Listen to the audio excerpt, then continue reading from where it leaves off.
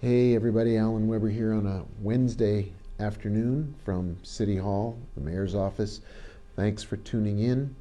Thanks for being careful, being safe, staying with your face coverings. This is one provided by our friends at the Children's Museum. It's their 35th anniversary. Remember, we're still battling COVID-19. We're still fighting to reduce the spread. And we're doing our very best to keep the Santa Fe promise of being safe and open and doing it together. COVID-19 has not let up. We continue to see spikes, and it's really important for each of us, all of us, to do our part. When you go out, wear a face mask. If you can practice social distancing, stay 6 feet apart. Wash your hands, use hand sanitizer. Please be careful. This is still a very, very bad situation with COVID-19, and it isn't going to get any easier. So stay with it, work together. I'd like you to check out a new app called Novid, N-O-V-I-D. You can download it onto your smartphone for free. Novid, N-O-V-I-D, is a contact tracing app. It's free. They don't collect your data. It is a new way to see if you're in the vicinity of anyone else who has downloaded the app and may have tested positive for COVID-19. By having this app on your smartphone, you'll alert yourself, you'll get an alert, and you'll be able to take more care going forward. We need to do more testing. We also need to do contact tracing, and if we don't have the contact tracing people to do the work, the Novid app will help us do it. So please go to wherever you download your apps, the App Store, whatever product you're using, get Novid. It's free of charge. It'll help identify whether you're near someone else with the possibility that they've tested positive. It'll give you a warning. I want to talk a little bit about where we are with guns and violence and young people in Santa Fe. Over this past weekend, we were all very shocked, very saddened, disturbed, upset, and taken aback by a senseless act of violence that took a young man from our community. And one death like that is already too many. We've now had 4. They're all different. The circumstances are different, but it doesn't matter. What's important is that we're seeing too many young people lose their lives in senseless acts of violence where young people kill each other. There's a gun involved. There's a knife involved. There's drugs involved. There's parties involved. There may be alcohol involved. There's anger. There's frustration. It's tragic, and we've got to respond as a community. City government will do our part for sure. We've already been working with our community services team, with the police department, fire department, which does a lot of outreach to young people across the city. We're very fortunate that we have a very talented city council across the board, and in particular, there are several members of the city council with real expertise in working with young people and in working with issues of public health and public safety. We have a task force that we'll be appointing in the next few weeks to look at the connection between public health and public safety, to look at ways to make the police department able to do more outreach with young people, but also to combine community services with policing and fire.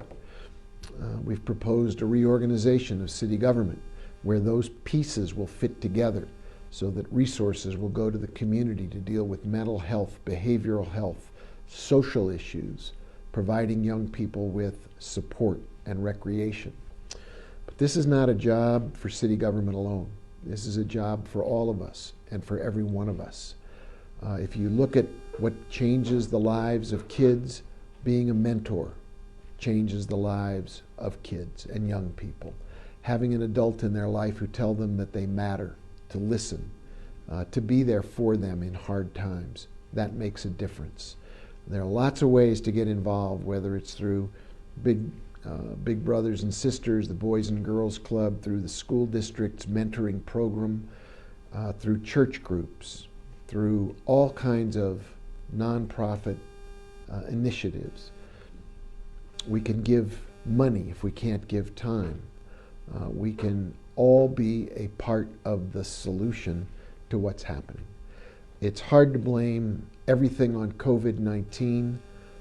Not everything is a function or a result of COVID-19, but it seems clear right now that with school not the same, with summer jobs not the same, with sports and athletics not the same, with it hard for kids and young people to have parties and gatherings, with adult supervision, things can get out of hand.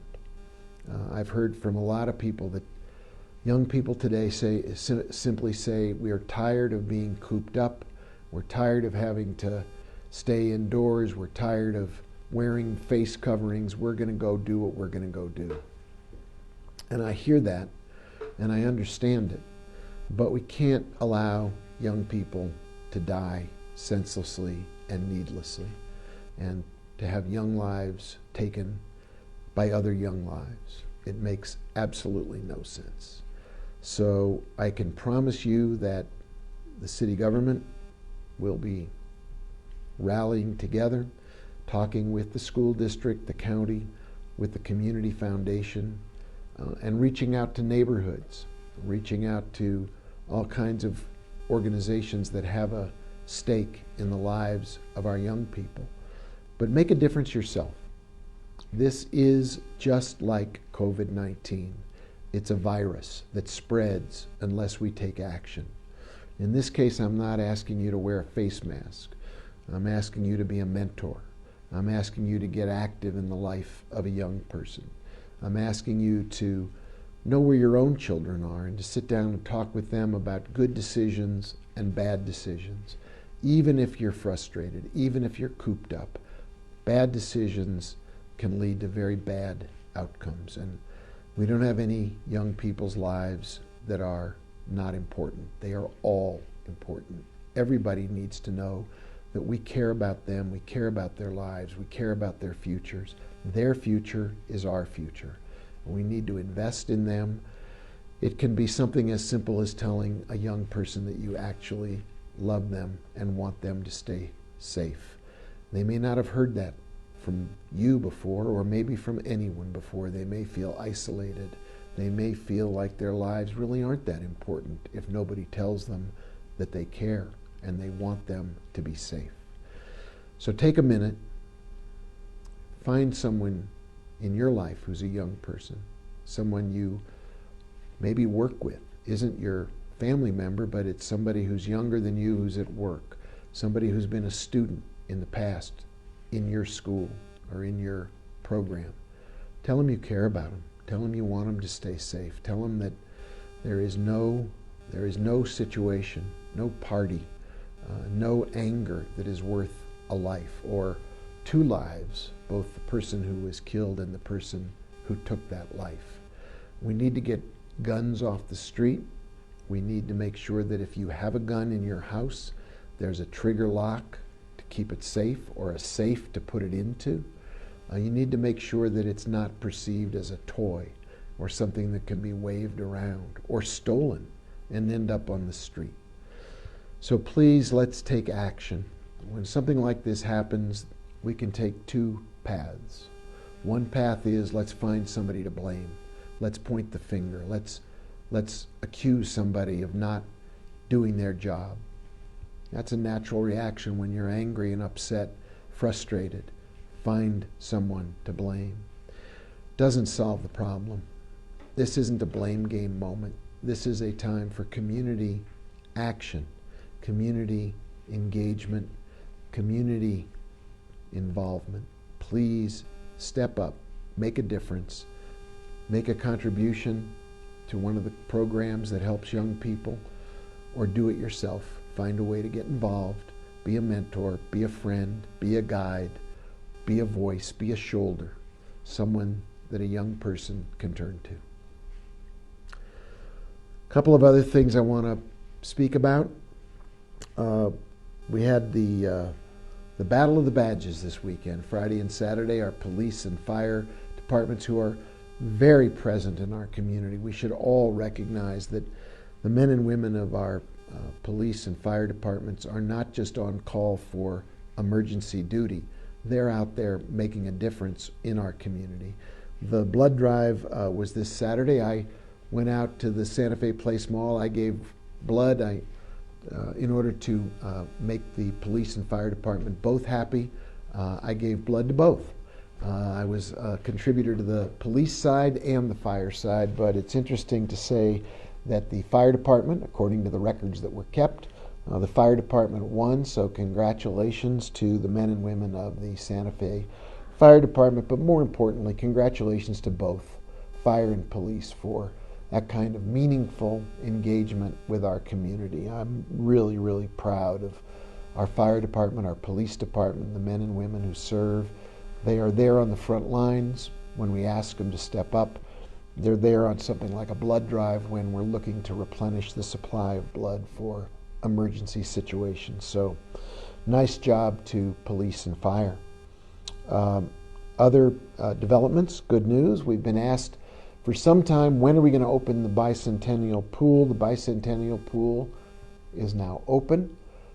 We were working methodically because of COVID-19. We need to be very careful about the safety and health of our lifeguards and our employees, and making sure we had the coverage of both the GCCC and the Bicentennial Pool. We're able to open them. It's a nice feature for swimming and outdoors activities. It's something that a lot of people in our community love and really appreciate. So a big shout out to the rec team for getting the pool open, and for the patrons who've been patient and very considerate and respectful of our staff's need to do it right. Not just do it, but do it safe. So the pool's open. You can make an appointment. You have to reserve a time, reserve a slot, because we're still under COVID-19 safe rules. But good work on that, getting the pool open. More recognition. I'm not going to read the proclamation, but I'll show you that another official proclamation from the Office of the Mayor, this one speaking to Purple Heart Recognition Day, which comes up this weekend on, I guess it's on Saturday, is the Purple Heart Recognition Day. There are more than 3,000 recipients of the Purple Heart Award in the state of New Mexico. New Mexico has always been a state, in northern New Mexico, Santa Fe, where our people step up and serve their country, serve our nation, are willing to be killed or put their lives in the line of danger, put their lives on the line. And the Purple Heart Award was created originally with George Washington as the originator of the award, and it recognizes those who have been wounded or killed serving our nation in combat zones around the world. Purple Heart Recognition Day is this Saturday. Usually we have a big ceremony, very heartfelt. This year we're going to do a virtual recognition. Also coming up, a big shout out to the Santa Fe Fiesta group and the folks who serve there, the leadership who are building bridges and helping people. It's so important, again, in these hard times, to step up and make a difference. And our friends at the Fiesta Council, the Cofradia, the Caballeros are all sponsoring a food drive from 9 to 2 on Sunday at 1125 Seiler Road. They did it a month or two back with the food drive going to our seniors program. This year benefiting the seniors of the San Felipe Pueblo. Fiesta Council reaching out to brothers and sisters at San Felipe with a food drive. The suggested donations: bottled water, canned goods, fruit, oranges, apples, bananas, a 1-pound bag of beans, rice, or some coffee, oatmeal, cream of wheat, non-perishable food items. Masks are still important, as are rubber gloves for safety, and hand sanitizers.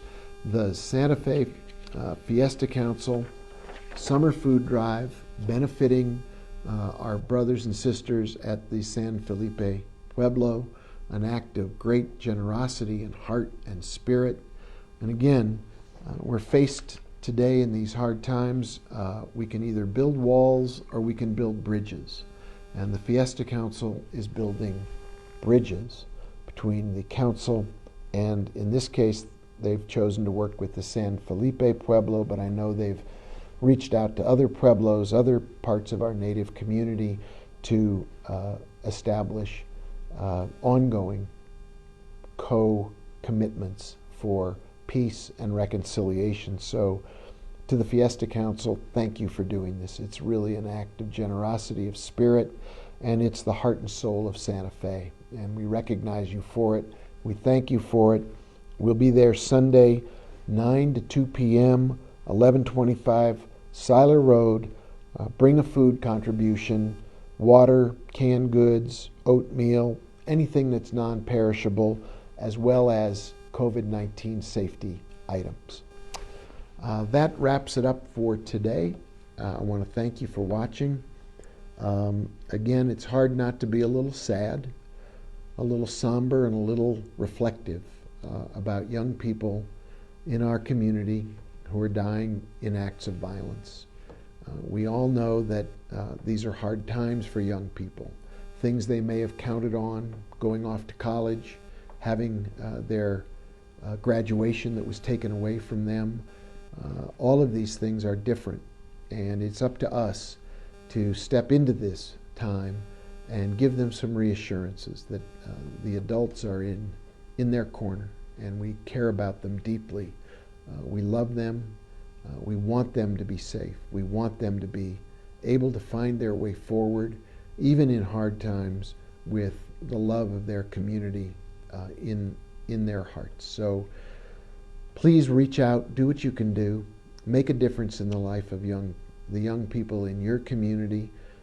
We'll be doing more here through the city government and keeping you posted on things that are going forward out of our efforts, but it's really up to each one of us to make a difference. Please step up. As we're battling COVID-19, recognize that it has all kinds of mental health, behavioral health consequences.